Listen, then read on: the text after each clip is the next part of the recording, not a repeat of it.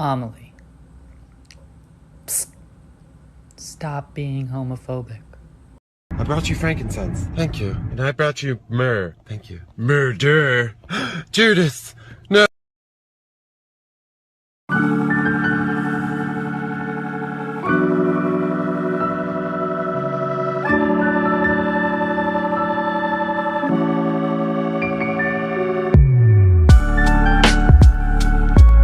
On Aben to see her reaction. I know I be there. Shit. Oh my fucking god! Oh my god! Did I sneeze on you? Bro. Are you fucking serious? I'm so sorry. Are you fucking... Babe, damn. Shekinah. Oh my god, it's all over you.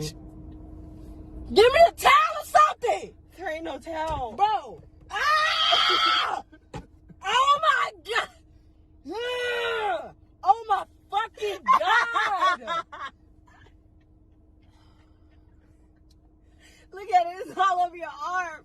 Oh my god, I didn't even know I sneezed on you.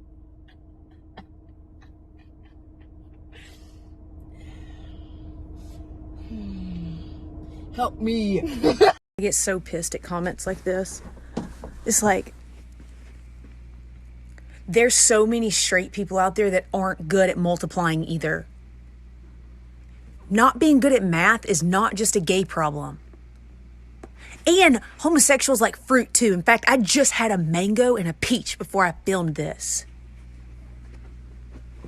And yeah, I am in my closet filming this. Because apparently that's where you want me to be again, just because I'm not good at math and I eat fruit. I've never met a queer person who can sit properly in a chair.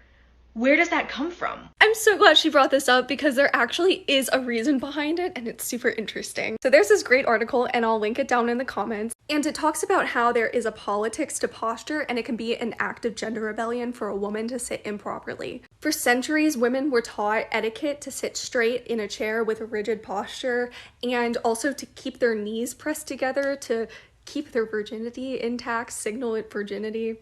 Basically show that they are a proper lady, and it very much feels very misogynistic. Instead, we reject that. We do what feels right with our body, not just what is traditional or proper. Which in many ways is what queer people have to do by acting on their non-heterosexual attraction. It's also a way to signal to other queer people that you are in fact queer. Kind of like, you know, I'm okay, like you're safe with me.